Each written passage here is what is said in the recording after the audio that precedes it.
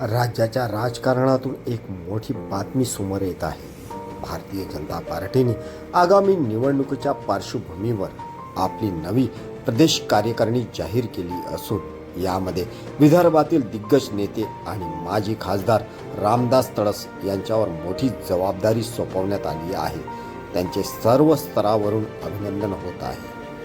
होय, भारतीय जनता पार्टीचे प्रदेश अध्यक्ष रविदादा चव्हाण यांनी नुकतीच महाराष्ट्राची नवीन कार्यकारिणी जाहीर केली.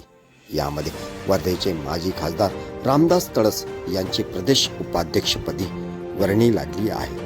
2009 पासून पक्षाने सोपवलेली प्रत्येक जबाबदारी तडस यांनी चोखपणे पार पाडली आहे.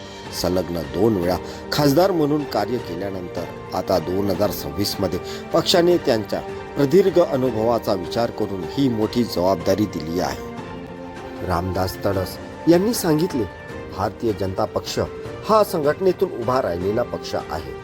पक्षाने माझ्यावर जो विश्वास दाखवला आहे त्याला मी कधीही तडा जाऊ देणार नाही. आता आमचे मुख्य लक्ष जिल्हा परिषद निवडणुका आहेत.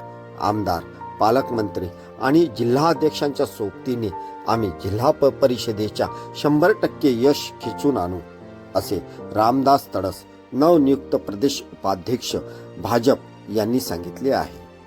स्थानिक स्वराज्य संस्थांच्या आगामी निवडणुकांमध्ये भाजपाची ताकद वाढवण्यासाठी तडस यांची ही नियुक्ती अत्यंत महत्त्वाची मानली जात आहे. या निवडीबद्दल त्यांनी महाराष्ट्राचे मुख्यमंत्री देवेंद्र फडणवीस, प्रदेश अध्यक्ष रविदादा चव्हाण आणि महसूल मंत्री चंद्रशेखर बावनकुळे यांचे आभार मानले आहेत.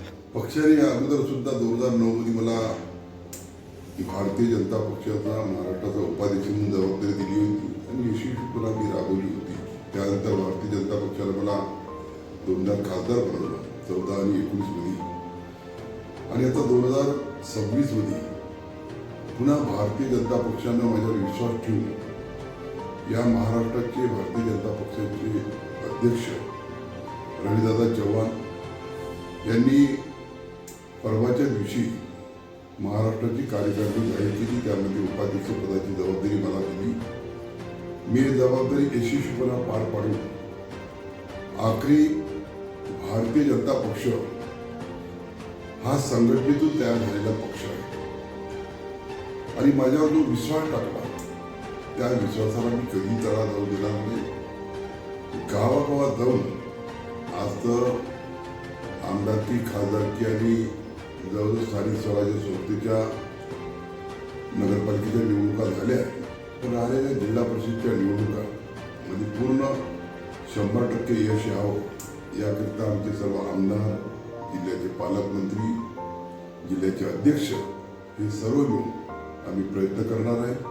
माझ्यावर जी जबाबदारी दिली त्याबद्दल मी या महाराष्ट्राचे मुख्यमंत्री देवेंद्रजी फडणवीस, या महाराष्ट्राचे भारतीय जनता पक्षाचे अध्यक्ष रविदादा चव्हाण, चंद्रशेखरजी बावनकुळे यांचा मनापासून आभार मानतो आणि त्यांनी माझ्यावर जो विश्वास टाकला त्याला कधी तडा जाऊ देणार नाही.